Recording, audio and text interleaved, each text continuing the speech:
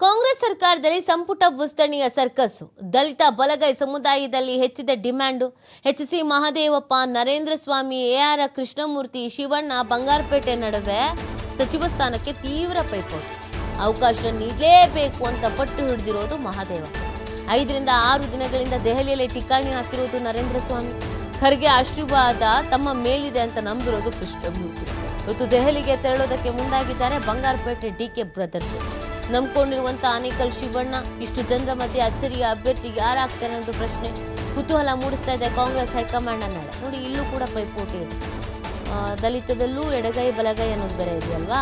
So ಹಾಗಾಗಿ ನಮಗೆ ಅವಕಾಶ ಸಿಗ್ಬೋದು, ನಮ್ಗೆ ಅವಕಾಶ ಸಿಗ್ಬೋದು ಅಂತ 5-6 ದಿನ ಆಯಿತು ನರೇಂದ್ರ ಸ್ವಾಮಿ ಅವರು ದೆಹಲಿಗೆ ಹೋಗಿ ಅಲ್ಲೇ ಬಿಟ್ಬಿಟ್ಟಿದ್ದಾರೆ.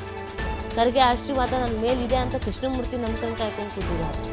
ಸೊ ಹಾಗಾಗಿ ಸಾಕಷ್ಟು ನಿರೀಕ್ಷೆಗಳನ್ನು ಇಟ್ಕೊಂಡು ಕಾಯಲಾಗ್ತಾ ಇದೆ. ಯಾರಿಗೆ ಅವಕಾಶ ಕೊಡ್ತಾರೆ ಅನ್ನೋದನ್ನು ನೋಡಬೇಕಾಗತ್ತೆ. ರೇಸ್ನಲ್ಲಂತೂ ತುಂಬ ಜನ ಇದ್ದಾರೆ. ಎಚ್.ಸಿ. ಮಹದೇವಪ್ಪ, ನರೇಂದ್ರ ಸ್ವಾಮಿ, ಎ.ಆರ್. ಕೃಷ್ಣಮೂರ್ತಿ, ಶಿವಣ್ಣ, ಬಂಗಾರಪೇಟೆ ನಡುವೆ ಈ ಸಚಿವ ಸ್ಥಾನಕ್ಕೆ ತೀವ್ರ ಪೈಪೋಟಿ ನಡೀತಾ ಇರೋದು. ಅವಕಾಶ ನೀಡಲೇಬೇಕು ಅಂತ ಪಟ್ಟು ಹಿಡಿದು ಕೂತಿದ್ದಾರೆ ಮಹದೇವಪ್ಪ. 5 ರಿಂದ 6 ದಿನಗಳಿಂದ ದೆಹಲಿಯಲ್ಲಿ ಠಿಕಾಣಿ ಹಾಕಿರೋದು ನರೇಂದ್ರ ಸ್ವಾಮಿ. ಖರ್ಗೆ ಆಶೀರ್ವಾದ ತಮ್ಮ ಮೇಲಿದೆ ಅಂತ ನಂಬ್ಕೊಂಡು ಕೂತಿರೋದು ಕೃಷ್ಣಮೂರ್ತಿ. ಇವತ್ತು ದೆಹಲಿಗೆ ತೆರಳೋದಕ್ಕೆ ಮುಂದಾಗಿದ್ದಾರೆ ಬಂಗಾರಪೇಟೆ ಡಿ.ಕೆ. ಬ್ರದರ್ಸನ್ನು ನಂಬ್ಕೊಂಡಿರೋದು ಆನೇಕಲ್ ಶಿವಣ್ಣ. ಇಷ್ಟೂ ಜನರ ಮಧ್ಯೆ ಅಚ್ಚರಿಯ ಅಭ್ಯರ್ಥಿಗೆ ಯಾರಾಗ್ತಾರೆ ಕುತೂಹಲಕ್ಕೆ ಕಾರಣವಾಗ್ತಾ ಇದೆ ಕಾಂಗ್ರೆಸ್ನ ಹೈಕಮಾಂಡ್ ನಡೆ. ಯಾರನ್ನು ಆಯ್ಕೆ ಮಾಡ್ತಾರೆ? ಹೈಕಮಾಂಡ್ ಅಂತಿಮವಾಗಿ ಆಯ್ಕೆ ಮಾಡೋದಲ್ವಾ.